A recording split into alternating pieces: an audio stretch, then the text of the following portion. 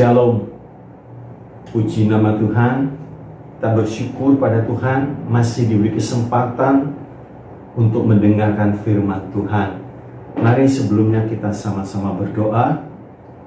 Bapa di dalam sorga, di dalam nama Tuhan Yesus, hamba-Mu bersyukur pada hari ini kami masih diberi kesempatan untuk mendengarkan firman-Mu, karena kami tahu firman-Mu membawa kami kepada jalan kebenaran, membawa kami kepada hidup yang kekal. Oleh sebab itu Tuhan, urapi hamba-Mu yang menyampaikan kebenaran firman-Mu, bahkan kami semua yang mendengarkan saat ini. Biar kami semua boleh bertumbuh di dalam Engkau, khususnya di tengah-tengah masa yang sulit. Kami tidak tumbang, kami tidak karam, tapi kami justru keluar sebagai pemenang. Kami serahkan pemberitaan firman-Mu dalam tangan-Mu. Di dalam nama Tuhan Yesus, hamba-Mu bersyukur. Haleluya. Amin. Shalom. Apa kabar saudaraku? Tentu kabar kita baik, karena Yesus baik bagi kita. Haleluya.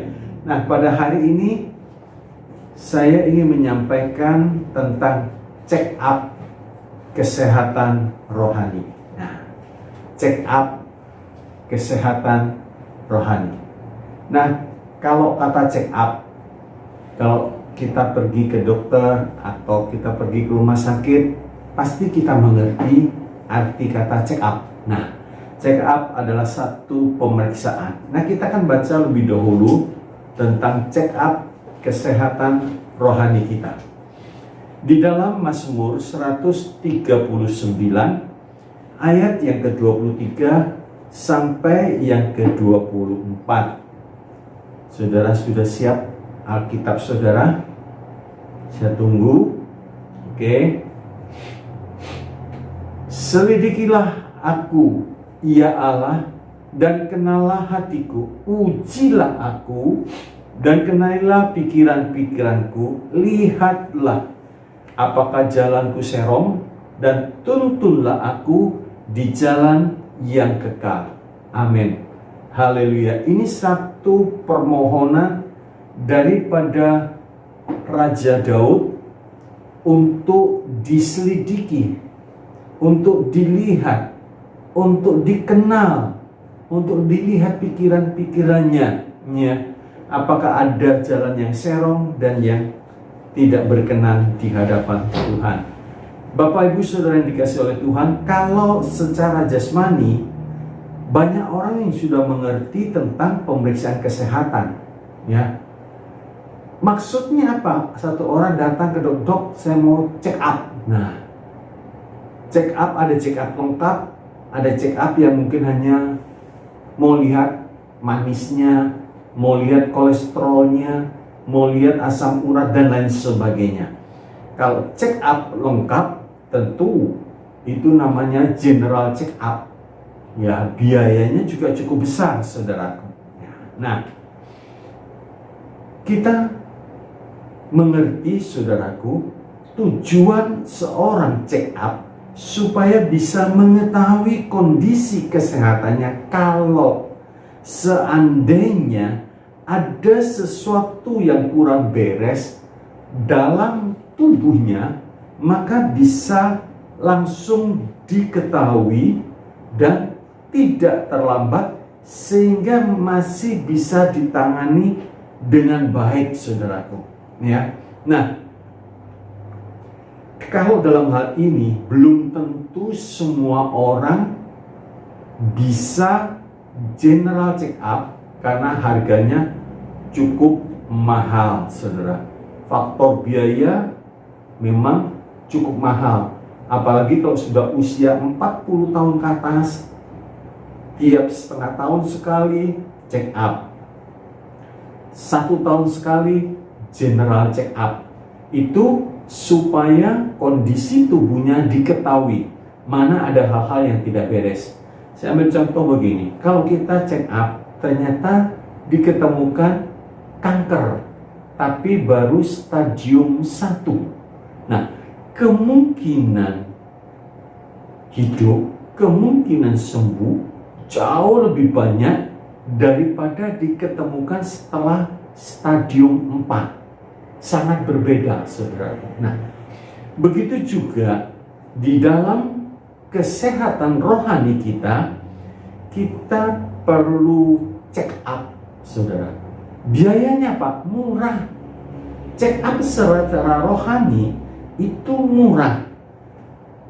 Dengan hati yang tulus dan mau diperbaiki kalau ada salah, ya. Nah, jadi dengan hati yang tulus seperti Daud berkata, selidiki aku Tuhan, selidiki. Nah, kalau kita punya keinginan seperti ini, waktu ditunjuk, ya harus membereskan, ya harus membetulkan, supaya kita mendapatkan manfaat dari check up kesehatan rohani kita. Nah, sekarang kita akan melihat beberapa urutan-urutannya. Check up kesehatan rohani itu sebagai berikut, ya. Romawi 1, pemeriksaan yang rutin, ya. Gak bisa kita memeriksa rohani kita setahun sekali, tidak bisa. Setiap hari, setiap kita bangun tidur, mau tidur, itu sepanjang hari kita di-check up. Haleluya, haleluya. Nah, kalau ada sesuatu yang tidak beres di dalam kehidupan kita, biasanya kalau kita tulus, saudaraku, Tuhan memberitahu. Nah, Bapak Ibu yang dikasih oleh Tuhan, nah bedanya check up secara jasmani dan check up secara rohani itu, kalau secara jasmani langsung kelihatan, saudaraku, ya, langsung terlihat. Kalau check up secara rohani, kalau orang itu tidak sungguh-sungguh, sulit, saudaraku, ya. Nah, kita melihat, saudaraku, celaka atau nasib itu bukan saja ditentukan oleh hal-hal yang nampak, tetapi terutama berdasarkan keadaan secara rohani. Misalnya saya beri contoh, ya, peristiwa Daniel, peristiwa Sadrak, Mesak, dan Abednego. Kalau kita melihat keadaan mereka, itu betul-betul dalam kondisi yang sangat-sangat kritis. Mungkin 99% pasti celaka. Tidak ada orang yang dimasukkan di dalam gua singa, keluarnya bisa hidup.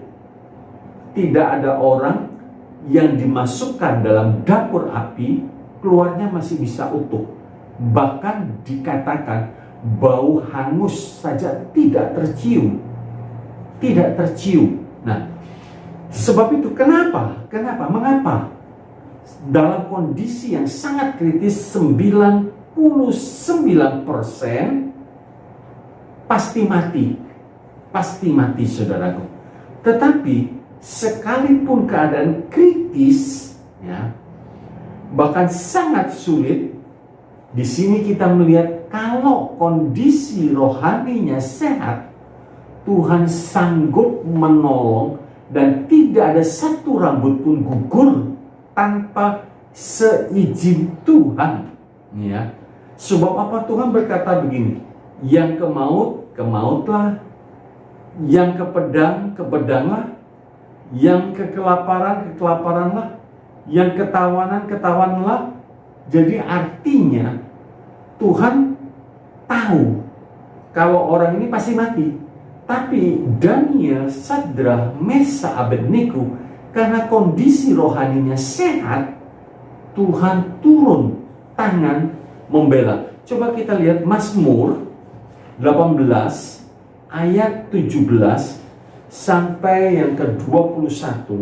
Tapi saya bacakan hanya ayat 21. Nanti saudara coba dibaca Mazmur 18 ayat 17 sampai 21.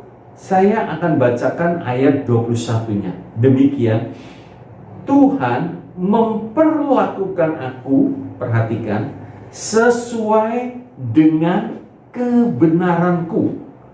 Ia membalas kepadaku sesuai apa, saudaraku? Sesuai dengan kesucian tanganku. Jadi benar, suci itu ada perhitungan sendiri, ya.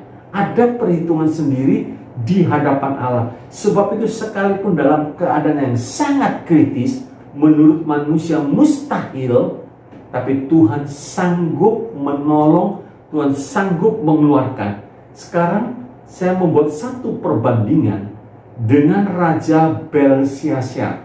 Raja Belsyazar ini kondisinya sehat, saudaraku. Kondisinya dalam keadaan senang, lagi pesta, lagi bersukaria. Kalau orang pesta itu tidak lagi memikirkan mati, sebab kondisinya senang.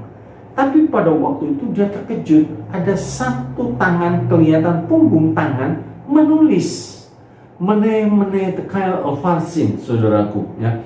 Dan tidak ada orang yang bisa menerjemahkan, bisa mengartikan Daniel.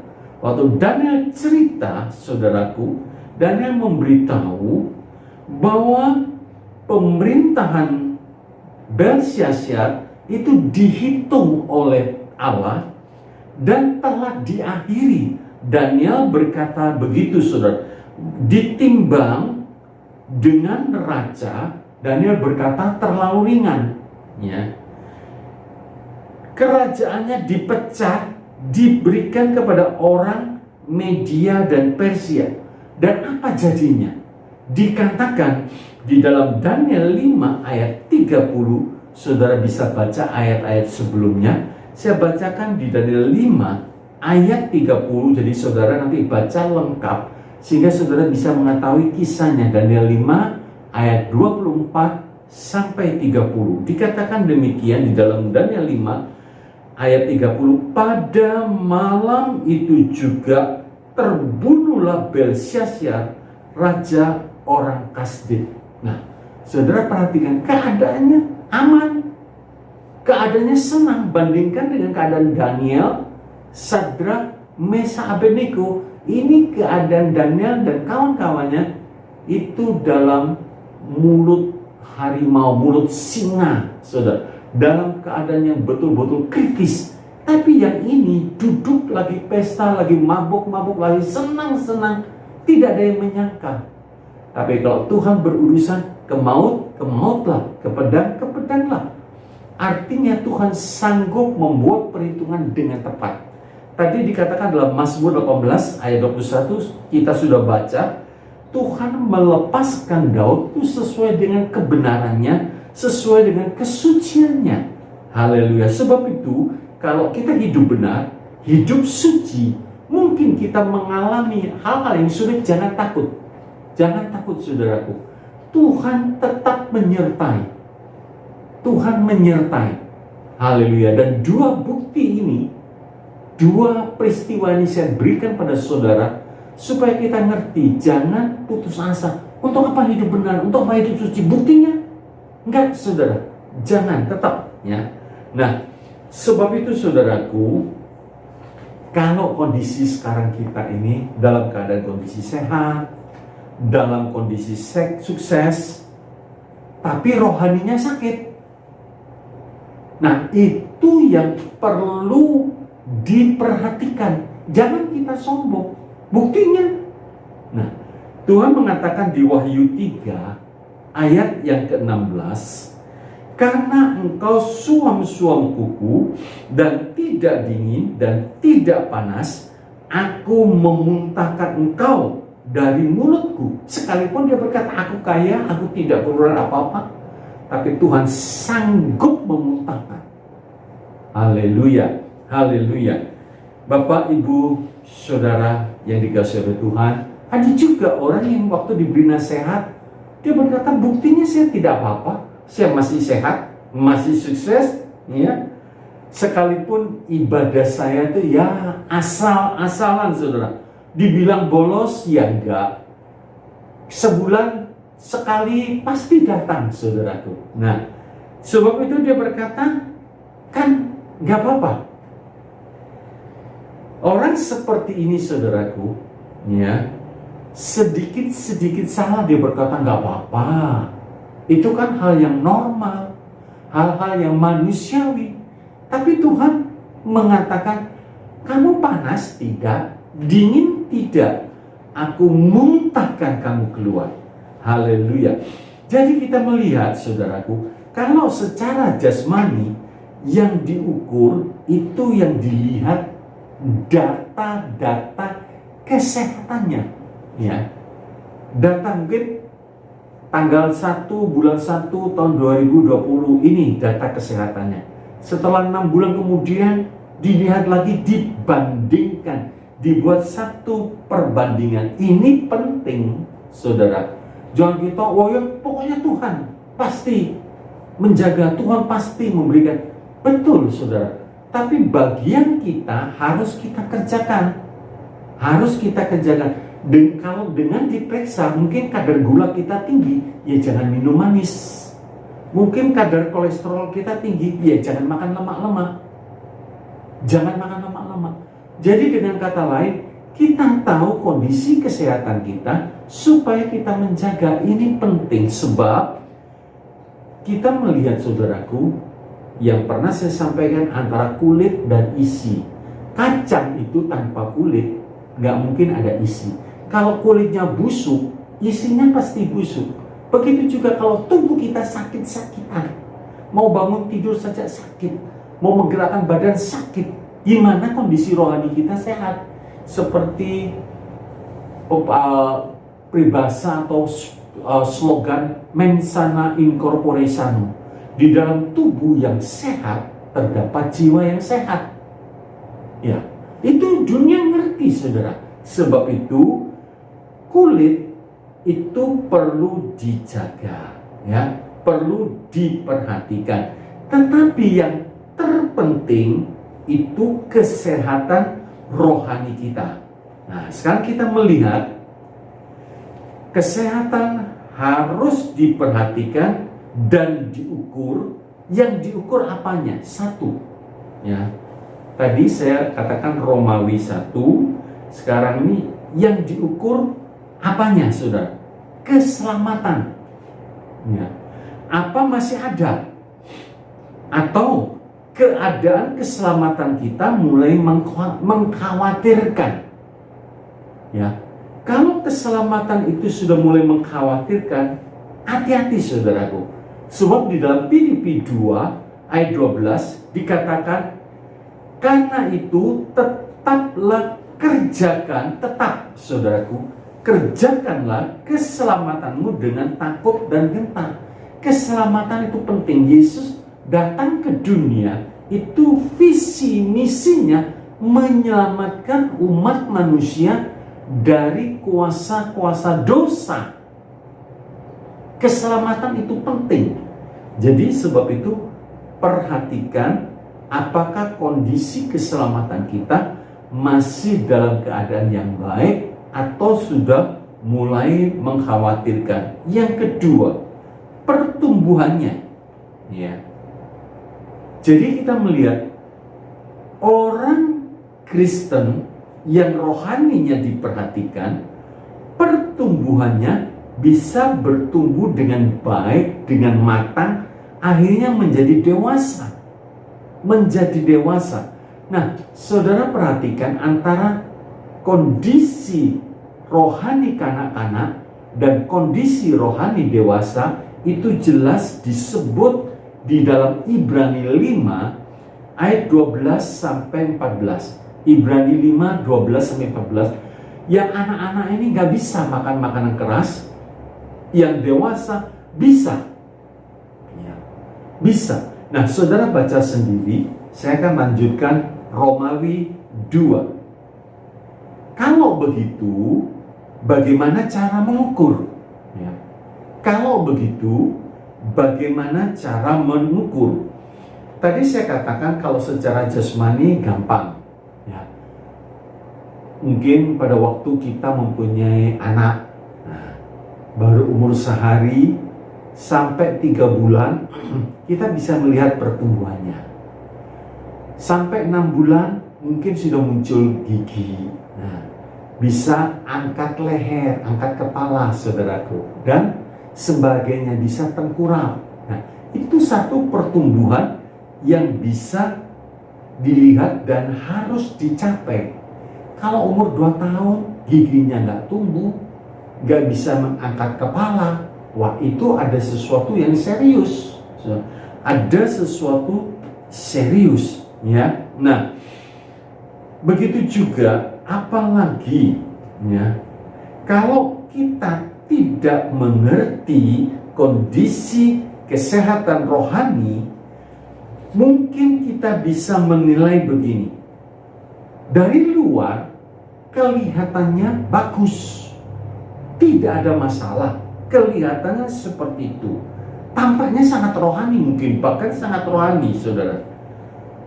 Tetapi kalau kita melihat di dalam Matius 23 ayat yang ke-25 dikatakan demikian. Matius 23 ayat 25, celakalah kamu, hai ahli-ahli Taurat dan orang-orang Farisi, hai kamu orang-orang munafik, sebab cawan dan pinggan kamu bersihkan sebelah luar, tetapi sebelah dalamnya penuh rampasan dan kerakusan. Artinya gini, orang ini penampilan luarnya bagus, alim, suci, tapi di dalamnya terjadi satu kerusakan, ya, satu kebobrokan, begitu saudaraku. Nah, orang yang tidak tahu, yang tidak mengerti, kelihatannya wow, sangat memperkenalkan Tuhan, tapi Tuhan mengatakan munafik kau, hai munafik. Nah, sebab itu kalau kita melihat, kalau kita membandingkan, saudara, antara orang kaya dan Lazarus, penilaian kita langsung melihat keluarnya. Wih, orang kaya ini pasti indah, hidupnya diberkati, buktinya sukses. Lazarus ini miskin, berarti nah ada sesuatu yang tidak beres di hadapan Tuhan. Nah, manusia gampang melihat kulit, tidak bisa melihat isi. Kadang kalau kita melihat, saudaraku, orang ini rajin ke gereja, tapi hidupnya susah, hidupnya pas-pasan, mungkin boleh dikategorikan melarat, ini pasti gak beres. Hidupnya pasti gak beres. Sebab itu Tuhan membuat satu perbandingan yang ekstrim, supaya mindset, cara berpikir kita itu jangan menghakimi orang dari luar. Nah, jangan menghakimi orang sekilas pandang, saudaraku. Kalau sekilas pandang, pasti orang berkata, orang kaya ini yang berkenan, karena hidupnya mewah, diberkati.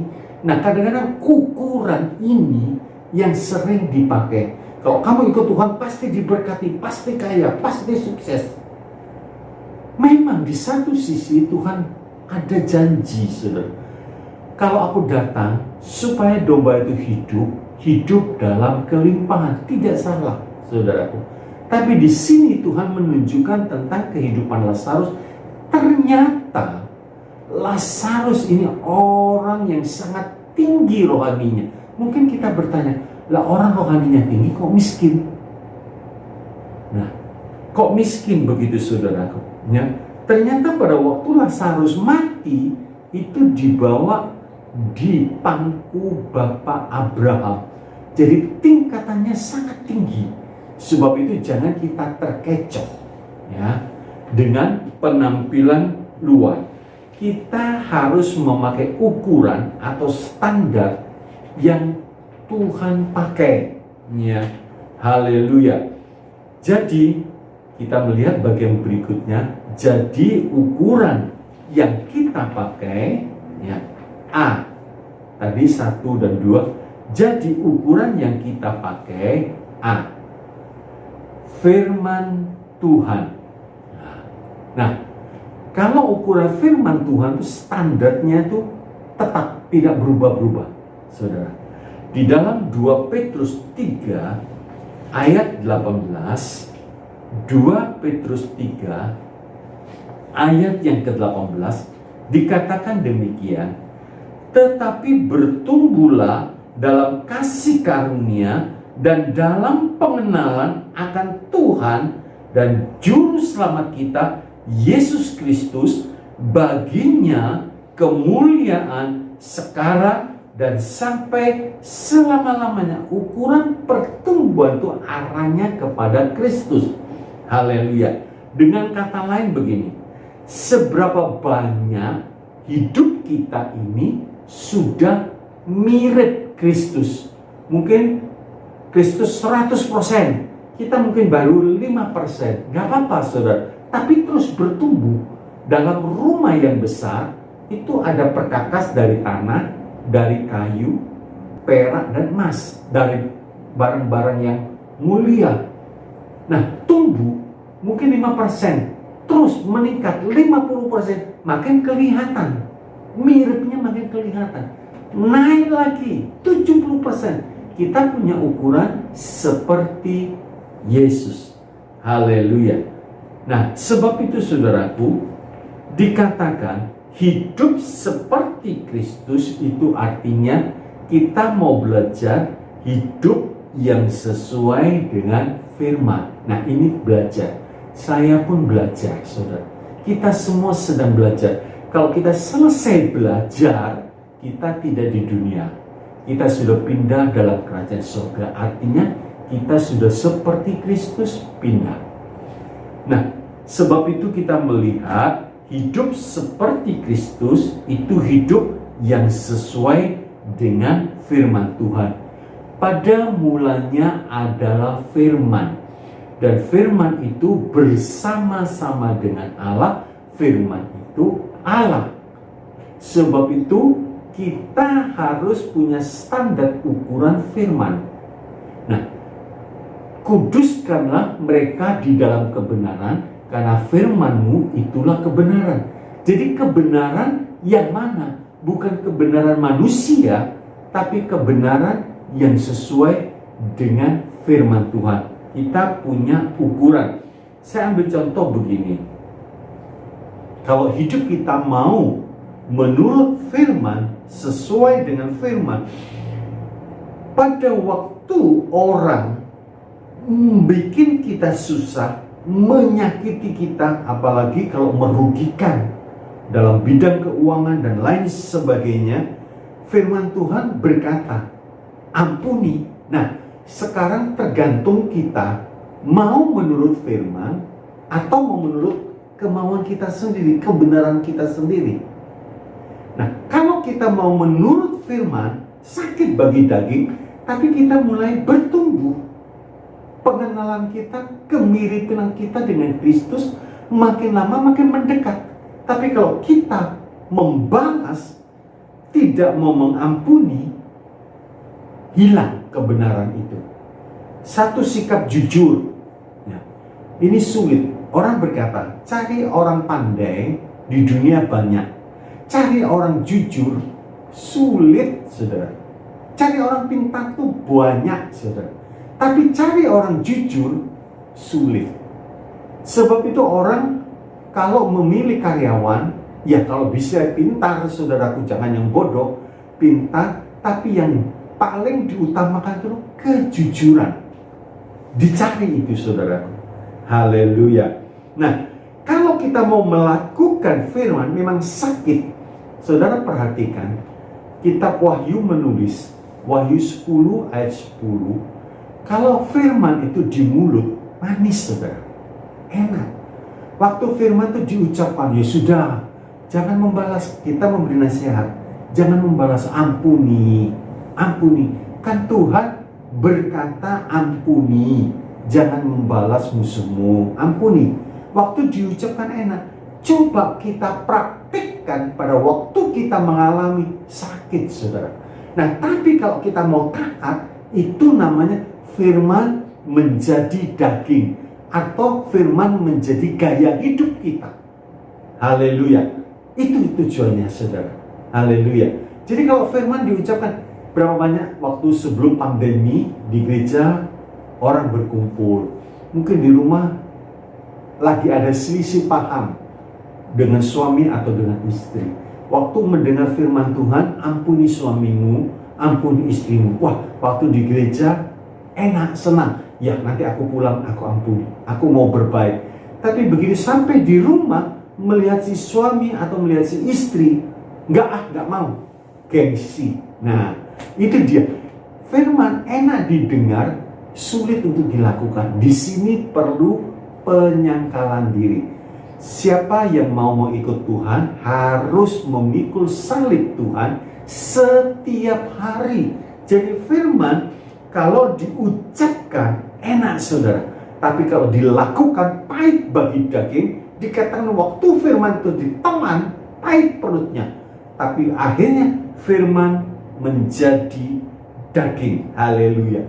Nanti saudara baca, saudara catat ya, Ibrani 2 ayat 10, Ibrani 12 ayat 3 dan 4. Saudara baca nanti ya. Ibrani 2 ayat 10, Ibrani 12 ayat 3 dan 4. Nah, sebab itu kita harus membandingkan dengan firman Tuhan, baru kita bisa melihat sampai di mana kita tumbuh. Nah, jangan menurut kita, saya sudah tumbuh kok, saya setia, bagus saudara. Kita setia ibadah bagus, kita setia doa bagus, tidak salah. Tapi kita mesti melihat, firman Tuhan mengatakan begini, kalau didengarkan firman Tuhan tidak dilakukan, itu firman mengatakan, kita seperti datang ke cermin melihat muka kita, setelah itu pergi lupa. Haleluya. Nah, di sini di dalam Yakobus 1 ayat 2 dan 3, sebab itu kalau kita sudah mendengar, taati supaya kita mengerti. Kalau hanya mendengar tidak mau taat, tidak akan berbuah-buah. Tuhan mengatakan yang mendengar, yang mau taat itu berbuah 30, 60, bahkan 100 kali ganda. Tapi kalau mendengar tidak mau taat, itu seperti Herodes. Saudara baca Markus 6 ayat 20, firman Tuhan mengatakan Herodes itu suka sekali mendengar Yohanes Pembaptis, bahkan hatinya serba salah saudaraku. Karena firman disampaikan dalam pengurapan oleh Yohanes Pembaptis, dia tahu salah, rasa nggak enak begitu saudara, rasa nggak enak, tapi tidak mau taat. Akhirnya kepala Yohanes Pembaptis terpisah dari tubuhnya, karena Yohanes Pembaptis menegur Herodes, haram bagimu mengambil istri saudaramu. Herodias marah saudara. Akhirnya dalam satu peristiwa yang tertentu, ulang tahun daripada Herodes, kepala Yohanes Pembaptis terpisah. Itu dia. Sebab itu senang mendengar saja belum cukup, tapi perlu kita mendengar. Ya, perlu kita. Ada orang yang senang, pokoknya kalau nggak ke gereja rasanya serba salah, serba susah gitu. Dia senang datang ke gereja, senang, tapi pulang dari gereja nggak mau taat. Dia cuma senang mendengar, tapi tidak mau melakukan. Yang paling sering dilihat tuh dikatakan istri tunduklah kepada suami. Waktu mendengar iya, sampai di rumah begitu suaminya agak rewel sedikit, mulai marah dan lain sebagainya. Nah, tadi firman Tuhan yang didengar ternyata tidak ditaati. Jadi mendengar saja belum cukup, tapi mendengar itu penting. Ya. Mendengar itu penting. Di dalam 2 Timotius 4 ayat 3 sampai 4, di akhir zaman ini banyak orang yang mau suka mendengar tapi tidak mau taat. 2 Timotius 4 ayat 3 dan 4. Ya. Dikatakan demikian, karena akan datang waktunya orang tidak dapat lagi menerima ajaran sehat, tetapi mereka akan mengumpulkan guru-guru menurut kehendaknya untuk memuaskan keinginan telinganya. Mereka akan memalingkan telinganya dari kebenaran dan membukanya bagi dongeng. Ya. Sekali lagi saya ingatkan, mendengar saja belum cukup. Belajar mendengar, mentaati mengerti apa yang didengar. Itu baru bahagia. Ya. Yang kedua, ukuran yang kita pakai B. Bandingkan sebelum dan sesudah percaya Tuhan Yesus. B. Bandingkan sebelum dan sesudah percaya Tuhan Yesus. Nah, kalau sebelum kita percaya Tuhan Yesus, kita memiliki sifat mungkin sombong, tidak bisa ditegur, tidak bisa dinasehati, mudah tersinggung, ya, sulit untuk mengampuni, sulit untuk mengasihi orang yang pernah melukai hatinya, ya, yang pernah menyakiti dia. Sebelum kenal Tuhan Yesus, mungkin kita tidak jujur, baik dalam pekerjaan, baik terhadap istri, baik terhadap suami, tidak jujur, saudara. Juga anak-anak terhadap orang tua tidak jujur, dan lain sebagainya. Nah, pertanyaannya sekarang, sesudah percaya Tuhan Yesus, adakah sebuah perubahan? Mari cek, berapa lama kita percaya Tuhan? Mungkin 1 tahun, mungkin 2 tahun, itu sudah kelihatan perubahannya. Kalau kita sungguh-sungguh percaya kepada Tuhan Yesus, jangankan 1 tahun, jangankan 2 tahun, baru jumpa dengan Tuhan Yesus, perubahan begitu drastis. Namanya Sakeus. Ini orang gak jujur, tukang peras, saudara. Tapi begitu dia naik di pohon ara, Yesus lewat, Sakeus turun. Dia turun, Tuhan belum ngomong, langsung dia ngaku, langsung dia bikin pemberesan, hidupnya berubah, baru jumpa. Nah, sebab itu saya ajak pada hari ini untuk kita membuat satu perbandingan. Sebelum kenal Tuhan kita sombong, tidak bisa ditegur, mudah tersinggung, saudara, mudah tersinggung. Nah, sekarang sudah kenal Tuhan 1 tahun, 2 tahun, 3 tahun, masih tersinggungan enggak? Masih sombong enggak, saudaraku? Nah, ini sebuah perbandingan untuk mengukur pertumbuhan rohani kita. Jujur tidak? Kalau dulu sebelum kenal Tuhan bicara bohong, wah, itu seperti nafasnya dia sehari-hari. Bicara enggak jujur itu sudah sehari-hari. Tetapi sekarang, setelah kenal Tuhan, mungkin baru 1 tahun, itu sudah kelihatan, saudara. Apalagi sudah 5 tahun atau 10 tahun, wah, lebih kelihatan lagi, lebih banyak buahnya, saudara. Apalagi kalau sudah 25 tahun, waduh, sudah indah, saudaraku. Tapi masih perlu terus bertumbuh. Tapi kalau kita kenal Tuhan sudah 5 tahun, 10 tahun, masih tetap, itu namanya bantut. Pohon ara yang diberi kesempatan ada di pohon, di taman pohon anggur, 3 tahun tidak mengeluarkan buah, Tuhan mengatakan tebang saja.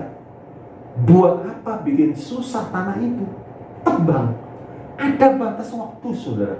Jangan kita berkata, ya masih hidup, masih bisalah berubah. 5 tahun tidak ada perubahan, itu pertumbuhan rohani yang busuk. Pertumbuhan rohani yang sangat jelek, saudara. Kadang ada istri gak bisa, saudara, gak bisaan. Kalau suami ngomong tuh sudah mudah tersinggung, udah marah, saudara. Marah. Kalau istri sudah marah, seperti perang dunia ketiga. Karena gak bisa diberi nasihat. Ayo, malah hari ini kita membuat satu perbandingan, bukan mengukur orang lain, tapi mengukur diri kita sendiri. Mengukur diri kita sendiri. Ini supaya kita melihat sehat tidak pertumbuhan rohani kita, sehat tidak, begitu saudara. Ya. Kalau anak diberi makan, diukur tingginya 0,5 meter. Setahun kemudian diukur 0,5 meter. Waduh, ini bahaya, saudara. 2 tahun setengah, ada penyakit. Ada penyakit. Begitu juga, berapa lama kamu ikut Tuhan? Ya, baru 10 tahun. Orang terkejut. Lah kok masih muda marah? Kok tersinggungan? Kok nggak jujur bicaranya? Dan seterusnya. Dan seterusnya. Ini satu kondisi rohani yang sangat jelek, saudaraku. Haleluya. Haleluya. Saya harapkan tidak ada. Nah, sekarang kita melihat mengapa terganggu pertumbuhan rohani. Nah, kita melihat, saudara, kalau secara jasmani para orang tua udah pinter. Kalau anaknya nggak mau makan, sudah langsung bingung, dicari penyebabnya, datang ke dokter, tanya, konsultasi ke dokter. Nah, sekarang kita melihat mengapa terganggu pertumbuhan rohaninya. Satu, karena kebodohan. Nah, bodoh di sini bukan berarti tidak mengenyam pendidikan secara formal, tidak. Tapi bodoh di sini tidak mengenal kebenaran Allah, sehingga akhirnya sesat. Karena tidak mengenal kebenaran Allah, akhirnya sesat. Nah, kalau sesat, binasa. Binasa, saudaraku. Sebab itu dikatakan dalam Markus 12 ayat yang ke-24 dikatakan demikian, kamu sesat justru karena kamu tidak mengerti kitab suci maupun kuasa Allah. Orang yang nggak ngerti firman bodoh, saudara. Maaf bicara, saudara. Tapi ini firman Tuhan. Ya. Raja Daud mengatakan, aku lebih berpengalaman dari orang-orang tua sebab firman.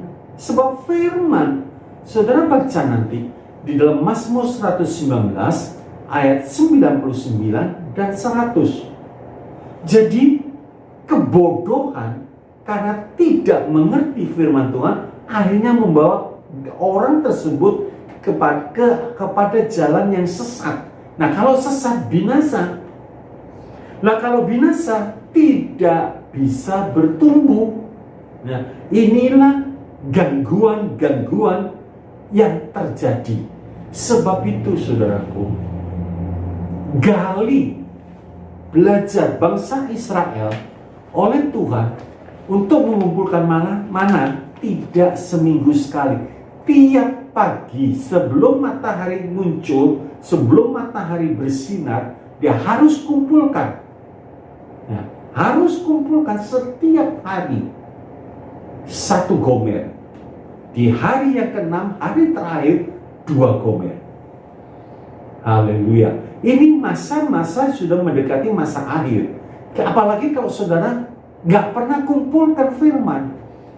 Aduh, saudara, seharusnya kita sudah mengumpulkan firman 2 gomer, 2 kali ganda, supaya pertumbuhan rohani kita cepat, saudara.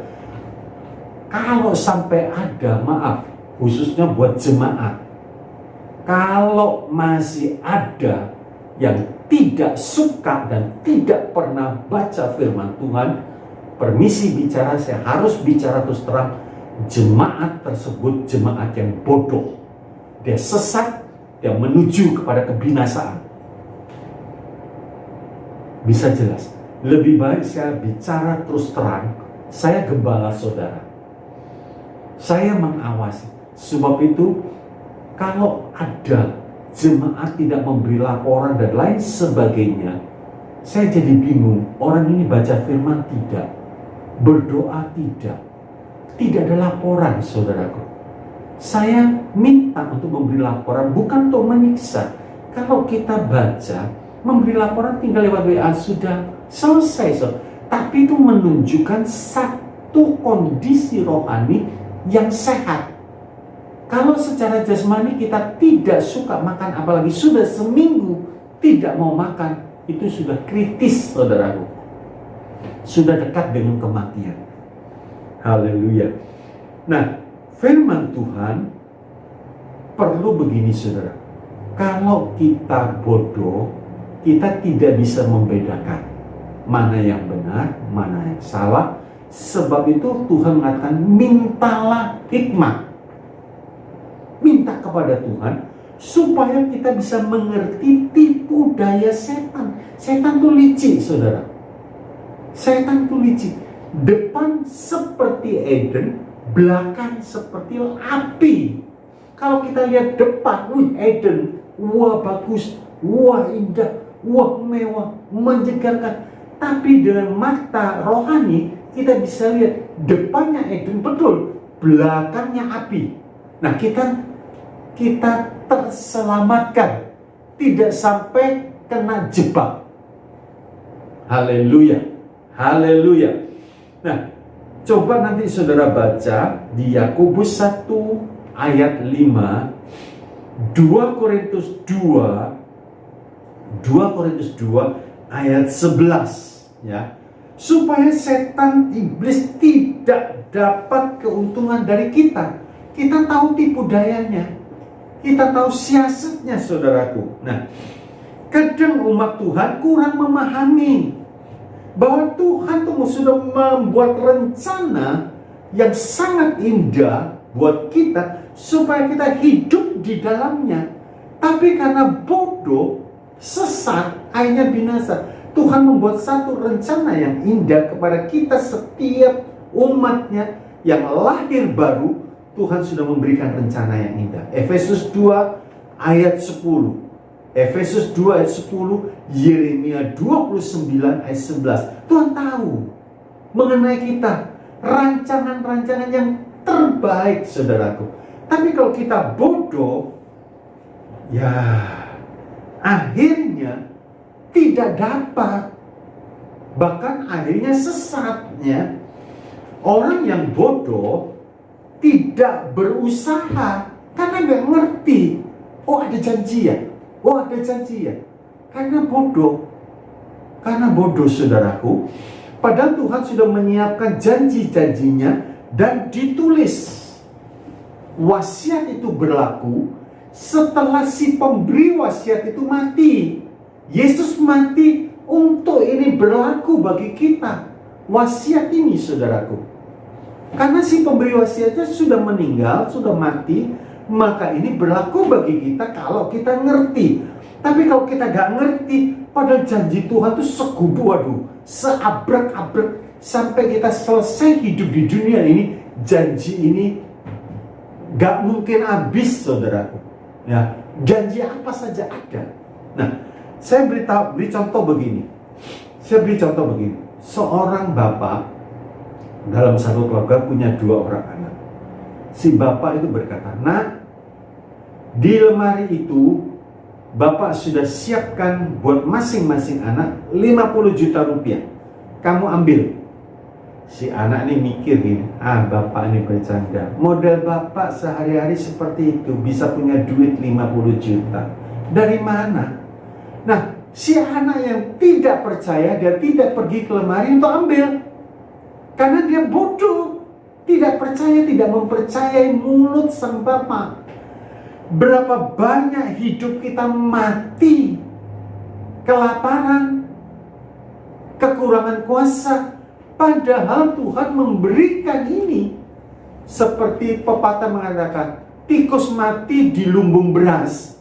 Ya, sangat tragis, saudara. Kita mati, kita tidak berdaya, kita tidak punya kuasa, padahal firman diberikan pada kita. Sayang, saudara. Sangat sayang. Haleluya. Haleluya. Sebab itu, saudaraku, ya, belajar mengerti. Kalau mengerti seperti Efesus 2 ayat 10, kita berusaha hidup di dalamnya. Indah, saudaraku. Ya. Haleluya, haleluya. Nah, firman Tuhan itu seluruhnya yang sudah tertulis ini, saudaraku, itu buat kita. Ya. Coba saya bacakan Amsal 10 ayat 21b, dikatakan, mati karena kurang akal budi. Haleluya. Mati karena kurang akal budi. Di Amsal 10 tadi dikatakan di ayat 21b,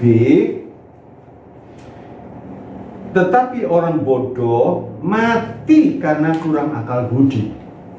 Sayang saudara, ini sudah ditulis, dan yang ditulis ini diwasiatkan untuk kita, diberikan kepada kita. Percayalah, seperti seorang bapak tadi saya katakan. Yang kedua, yang kedua, mengapa terganggu pertumbuhan rohani? Dua, orang itu lalai, orang itu malas, apalagi kalau terikat perkara-perkara duniawi dan dosa. Amsal 24 ayat 30 sampai 34. Amsal 24 ayat 30 sampai 34. Saudara baca, di situ dikatakan ladang orang malas, saudaraku, ditumbuhi onak. Tapi ladang seorang pemalas ini ditumbuhi onak, ditumbuhi pohon-pohon liar karena malas, saudara, karena lalai. Nah, iblis senang dan sekarang ini sedang membutakan mata orang beriman, bukan mata jasmani, tapi mata rohaninya jadi buta, saudaraku, sehingga tidak bisa melihat Injil. Nah, ini Injil itu kabar sukacita. Dia tidak bisa melihat tentang cahaya Injil, tentang kemuliaan Kristus. Haleluya.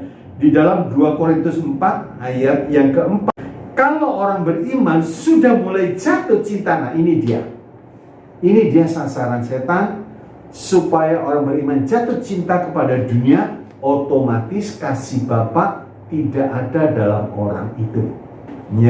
Tidak ada di dalam orang itu. 1 Yohanes 2 ayat yang ke-15. Yang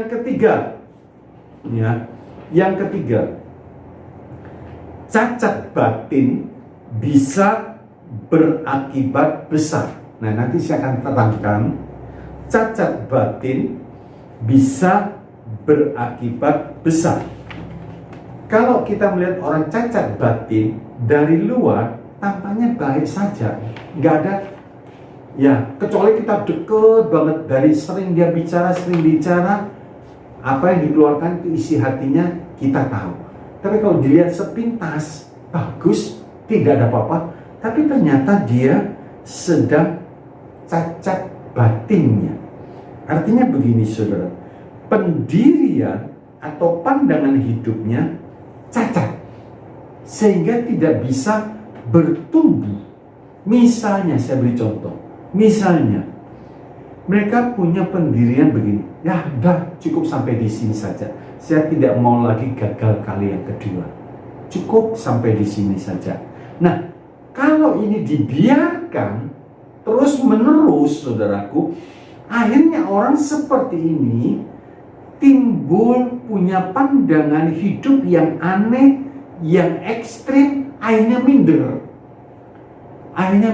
Dah cukup sampai di sini. Sebab gagal, mengalami kegagalan, dan itu dibiarkan, tidak ditangani, tidak diperbaiki. Akhirnya pandangan hidupnya udah berbeda. Saya beri contoh. Musa itu 40 tahun dia hidup di Mesir dengan segala kelimpahan yang luar biasa, dengan segala fasilitas yang luar biasa.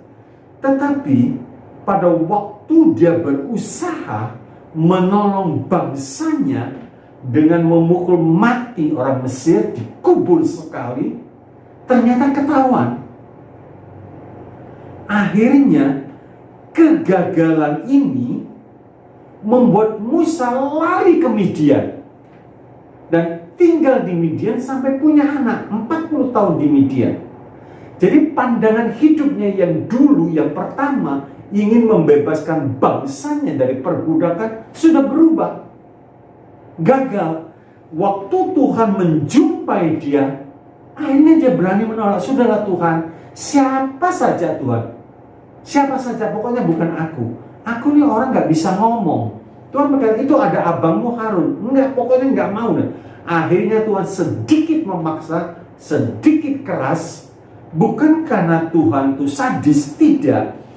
Tetapi supaya Musa ini cacat-cacatnya, lewat kegagalannya itu Tuhan ingin memperbaiki dengan campur tangan Tuhan. Lewat kembali untuk membebaskan bangsa Israel plus dengan pertolongan Tuhan. Beda. Haleluya. Kalau dulu Musa dengan kekuatan sendiri mentok, ada batasnya, gagal. Setelah gagal, minder. Setelah minder dia punya satu pandangan yang aneh. Sudahlah, saya puas kok. Jadi peternak di sini puas, di Midian puas. Jadi sudah nggak mau lagi ngurus-ngurus itu. Tuhan paksa, untung. Tuhan memaksa tuh untung. Bukan Tuhan kejam. Tuhan ingin supaya Musa kembali dalam rencana Allah yang indah bagi Musa. Akhirnya Musa mau taat. Haleluya. Musa mau taat. Setelah Musa taat, memang ada proses, saudaraku. Nah, ada proses. Tapi saudara perhatikan pertumbuhan Musa waktu dia masuk melayani bangsanya. Oh, itu indah. Sampai Musa bertatap muka dengan Tuhan. Sampai Tuhan mengatakan, kalau aku bicara kepada Nabi lewat penglihatan, tapi tidak demikian dengan hambaku Musa, muka dengan muka. Wow. Sampai kulit wajahnya bersinar. 120 tahun kekuatannya masih hebat. Coba Musa putus asa, dibiarkan, minder, dibiarkan. Selamanya dia jadi gembala dan tidak jadi apa-apa. Bapak Ibu yang saudara yang dikasih oleh Tuhan, ingat peristiwa Elia itu hebat, saudara. 850 dihadapi sendiri dengan kuasa Tuhan. Nabi Baal, Nabi hutan dihabisi dengan kuasa Tuhan. Tapi saudara perhatikan, setelah Isabel tahu bahwa para nabinya dibunuh oleh Elia, dia kirim utusan, kamu besok seperti ini, kabur, lari saudaraku Elia, lari dalam keputusasaan. Saudara bisa mengerti ini? Waktu Elia putus asa, aduh, dia tertidur, dibanguni oleh malaikat. Ayo bangun, makan. Satu kali makan, minum, tidurlah, bangun lagi. Di dalam perjalanan dia masuk dalam gua. Tuhan berkata, hei Elia, apa kerjamu di sini? Ayo keluar. Terus dia berkata, Tuhan, sudah Tuhan, aku sendiri yang berjuang. Tuhan berkata, tidak, ada 7.000 lutut yang belum pernah bertelut kepada Baal. Waktu itu Elia setelah makan, setelah minum, dia kuat. Lalu coba Elia minta mati, dituruti mati, selesai, tamat. Bapak Ibu yang dikasih oleh Tuhan, cacat batin jangan dibiarkan, bisa berakibat fatal, bisa berakibat besar. Gagal itu bukan finish, tidak ada orang sukses yang belum pernah mengalami kegagalan. Gak ada, pasti pernah mengalami kegagalan. Sampai orang berkata, gagal itu batu loncatan untuk mencapai sukses. Haleluya. Kalau ada di antara kita pernah mengalami kegagalan, baik waktu perdagangan, baik khususnya waktu melayani Tuhan, jadi dalam perkara jasmani dan rohani, jangan putus asa. Jangan putus asa, saudaraku. Haleluya. Sebab apa, saudara? Amsal 24 ayat 16 dikatakan, sebab Amsal 24 ayat 16, sebab 7 kali orang benar jatuh, namun ia bangun kembali. Tetapi orang fasik tidak peduli terhadap, ini orang fasik ini artinya tidak peduli terhadap perintah Tuhan, buruk kelakuannya, akan roboh dalam bencana. Jadi kalau orang benar tergelincir, bangkit saudara, jangan diam. Yang keempat, tadi yang ketiga cacat batin. Yang keempat, kena batu sontohan. Ya. Nah, ini yang membuat pertumbuhan rohani terganggu. Kenapa? Katanya orang Kristen, katanya pelayan, tapi tingkah lakunya seperti itu. Nggak cocok. Nggak cocok, dia bilang. Nah, orang seperti ini tersontoh. Apalagi kalau yang menjadi sontohan itu pemimpin rohaninya. Maka orang ini tersandung, orang ini mogok dan undur dari Tuhan. Ya bagaimana bertumbuh? Tetapi kalau kita telusuri dengan teliti, orang yang gampang tersontoh, orang yang gampang tersandung, itu sebetulnya kalau kita telusuri dengan teliti lebih dalam, orang yang mudah tersandung oleh perbuatan orang lain, ia sendiri bodoh atau ada dosa yang tersembunyi, sehingga begitu ada kesempatan untuk undur dari Tuhan dengan alasan orang Kristen, orang beriman kok seperti ini. Tidak, saya sudah tidak ke gereja. Ini dipakai sebagai alasan. Sebenarnya dari dasar hatinya dia hubungan dengan Tuhan sudah dingin, karena ada perkara-perkara tersembunyi, sehingga dia gampang melihat kekurangan orang lain, kekurangan sendiri nggak bisa dilihat. Dia gampang menilai orang lain, tapi menilai dirinya sendiri nggak bisa.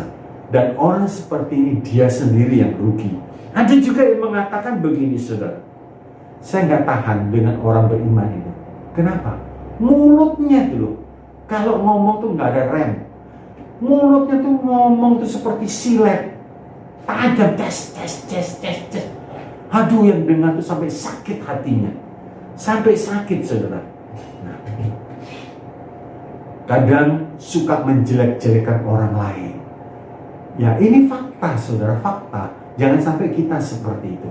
Kita datang ibadah, mulut kita seperti pisau, seperti silet, selalu menyakiti orang lain, selalu memfitnah, selalu menjelek-jelekan orang lain. Jangan. Tetapi bagi kita yang kena perkataan seperti itu, coba camkan apa yang saya katakan. Kita tidak bisa merubah mulut orang. Kalau kita kena perkataan-perkataan yang pedas, yang tajam, bagi kita yang mendengar, ingat, kita tidak bisa merubah mulut orang. Tetapi yang bisa kita lakukan apa, saudaraku? Cara kita mendengar. Rubah cara kita mendengar. Dengan apa? Seperti yang Saul kerjakan, pura-pura tuli. Ya, pura-pura tuli. Jadi kalau sekarang begini, saudara, kalau frekuensi radio apa, mungkin radio A siaran, kita punya siaran di studio mereka, kita punya radio, kita cocokkan siarannya, frekuensinya nyambung, ketemu. Begitu juga kalau kita dengar siaran-siaran yang jelek, kita setel, kita putar siaran sorga. Jadi pada waktu dia ngomong yang jelek, kita mendengar, hatiku penuh nyanyian. Nyanyi, saudara, bersyukur karena frekuensinya nggak sama. Ini artinya pura-pura tuli. 1 Samuel 10 ayat 26 sampai 27, saudara baca sendiri nanti. 1 Samuel 10 26 27. Sebab itu saran saya, peringatan saya, jangan memiliki telinga yang tipis, gampang sekali tersinggung, gampang sekali undur, karena telinganya terlalu tipis, saudara. Nggak bisa mendengar hal-hal yang jelek begitu, saudara. Telinganya tipis, saudara, ya. Haleluya. Nah, kalau seperti ini, apa mungkin seperti yang disarankan Filipi 4 ayat 8, pikirkanlah yang baik, pikirkanlah yang mulia. Bagaimana mungkin kalau telinga kita terus seperti itu? Nah, sebab itu telinga kita harus disucikan. Kita mendengar orang berkata negatif, tapi kita menerima perkataan yang positif. Yesus pun dihujat. Ini orang bersetan, Baalsebul ini, dan sebagainya. Yesus nggak peduli. Yesus nggak peduli, saudara. Kalau kita terlalu peduli dengan pembicaraan orang, kita sendiri yang susah, kita sendiri nggak bisa bertumbuh, saudaraku. Nah, kita sampai di kesimpulan satu, ya, jangan masa bodoh dengan tidak melakukan check up. Saya dapat kabar ya kemarin itu teman baik saya, usianya jauh di bawah saya, mungkin sekitar 50 tahun begitu, sekitar begitu. Tahu-tahu kena serangan jantung. Waduh, padahal dia ini pendaki gunung, suka olahraga, saudara. Tahu-tahu kena serangan jantung, dan saya tanya pada istrinya, bypass 3. Waduh, bypass 3. Saya cek kondisinya, baru selesai operasi kan, kondisinya ada, ya kita belum tahu, tapi kita harapkan kondisinya bagus. Saudaraku, kalau kita secara jasmani tidak mau check up, tidak mau memeriksa kondisi keadaan tubuh kita, jangan heran kalau tahu-tahu sewaktu-waktu kena penyakit yang akut. Padahal sebelumnya kalau check up sudah ketahuan, stadium awal sudah diketahui, saudaraku. Kita perlu check up. Kenapa? Sebab kita tidak tahu sewaktu-waktu kapan habis waktu kita. Kapan? Secara rohani, ayo saudaraku, kita harus check up. Karena kita tidak tahu kapan waktu kita habis.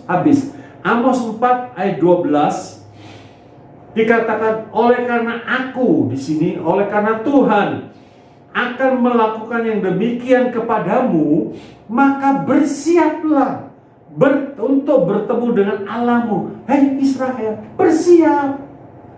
Kita hidup ini sebuah kesempatan. Kita tidak tahu kapan kita dipanggil. Nah, kalau kita dipanggil ternyata belum siap, rugi untuk kekal, saudara. Rugi untuk kekal.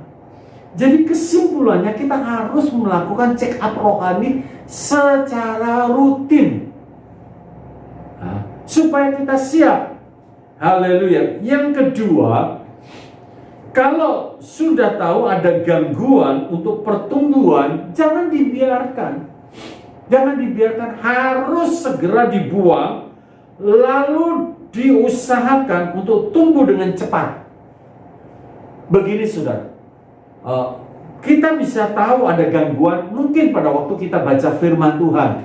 Mungkin pada waktu kita mendengarkan hamba-hamba Tuhan menyampaikan firman Tuhan, terus Roh Kudus berbicara kepada kita. Firman Tuhan berkata, hari ini jika engkau mendengar suaranya, jangan keraskan hati. Kalau ada sesuatu, saya ambil contoh ini, kalau seandainya seseorang menyimpan kebencian, tidak suka dengan seseorang, pada waktu dia mendengar firman Tuhan, ampunilah musuhmu, berilah dia makan, berilah dia minum. Kalau dia lapar, kalau dia haus, beri makan, beri minum. Langsung di dalam hati orang ini timbul satu pergolakan. Itu tanda rohani gak sehat. Artinya harus segera dibereskan supaya dia bisa bertumbuh dengan cepat. Haleluya. Kiranya firman Tuhan yang disampaikan pada hari ini, saya merindukan semua yang mendengar kondisi rohaninya sedang sehat, saudara. Sehingga pada sewaktu-waktu Tuhan memanggil umatnya, sudah siap. Sudah siap bertemu dengan Tuhan. Karena kondisi rohaninya sudah benar. Haleluya. Kiranya Roh Kudus menolong. Kiranya Roh Kudus memeteraikan. Sebab itu saudaraku, hari ini apapun kondisi kita, mungkin kita pernah mengalami kegagalan, jangan sampai cacat batin kita. Artinya kita putus asa, terserah. Pokoknya aku sudah maunya begini. Itu namanya cacat batinnya. Tidak bisa diolah, tidak bisa dinasihati, tidak bisa move on. Nggak bisa. Kalau Musa dibiarkan, ya selamanya Musa jadi penggembala kambing di Midian, di Jitro, bapak mertuanya. Sudah, finish. Tidak ada kitab Kejadian, Keluaran, Imamat, Bilangan, Ulangan. Nggak ada kisah Musa. Tapi karena Musa mau bangkit, Musa mau bergerak, akhirnya Efesus 2 ayat 10 terjadi. Supaya kamu mau melakukan apa yang sudah direncanakan Tuhan bagi kita. Haleluya. Demikian sedikit firman Tuhan. Tuhan Yesus memberkati. Mari kita sama-sama berdoa. Bapa, hamba-Mu bersyukur kalau hari ini Tuhan masih izinkan kami semua untuk mendengarkan firman, bukan satu kebetulan, tapi satu kesempatan supaya kami boleh memeriksa kehidupan rohani kami. Adakah kehidupan rohani kami sehat di hadapan-Mu atau sedang dalam keadaan kritis, Tuhan? Tolong Tuhan, tolong. Sebab kami percaya firman yang disampaikan tidak akan pernah kembali dengan sia-sia.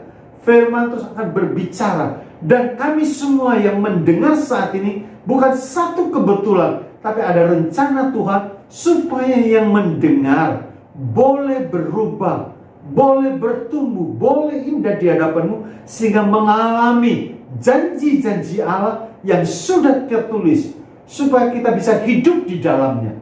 Terima kasih. Berkati setiap yang mendengar.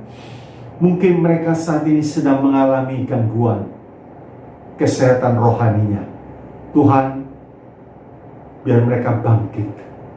Biar mereka boleh memandang kepada Yesus yang mengadakan, yang menyempurnakan iman. Biar punya pengharapan kepada-Mu, Tuhan. Mungkin di tengah-tengah kegagalan dalam pekerjaan, kegagalan mungkin mengalami begitu banyak gangguan dalam rumah tangga. Tuhan Yesus tolong, Tuhan Yesus tolong. Engkau tidak pernah membiarkan, Engkau tidak pernah melepaskan umat-Mu. Campur tangan-Mu Tuhan, pertolongan-Mu kami nantikan. Biar kondisi kami sehat, kuat, sebab bersama dengan Tuhan kami sanggup melakukan perkara-perkara yang besar. Dan bagi Tuhan tidak ada yang mustahil. Dan bagi kami yang percaya kepada Tuhan juga tidak ada yang mustahil. Meteraikan setiap kebenaran firman-Mu Tuhan. Terima kasih, berikan kesempatan kami untuk di lain waktu kami boleh mendengarkan kembali kebenaran firman. Terima kasih Tuhan Yesus. Dalam nama Tuhan Yesus kami bersyukur, kami berserah buat kesempatan ini Tuhan. Mari saudaraku, kita angkat tangan kita. Bapak, Ibu, saudara-saudara yang terkasih, terimalah saat ini berkat kasih dari Allah Bapa, damai sejahtera, sukacita, dan anugerah dari Tuhan kita Yesus Kristus, kuat kuasa di dalam persekutuan Allah Roh Kudus, limpah dengan karunia-karunia roh dan buah roh yang memampukan kami untuk kami hidup berjalan dalam rencana-Mu, sehingga kami mencapai perkara-perkara yang indah bersama dengan Tuhan. Elia putus asa bangkit, Musa putus asa bangkit. Dan hari ini juga biar umat-Mu boleh bangkit bersama dengan Tuhan. Dalam nama Yesus, seluruh berkat-berkat ilahi ini terjadi dalam kehidupan kami. Dalam nama Yesus, berkat ini diberikan. Semua yang percaya katakan amin. Tuhan Yesus memberkati. Haleluya.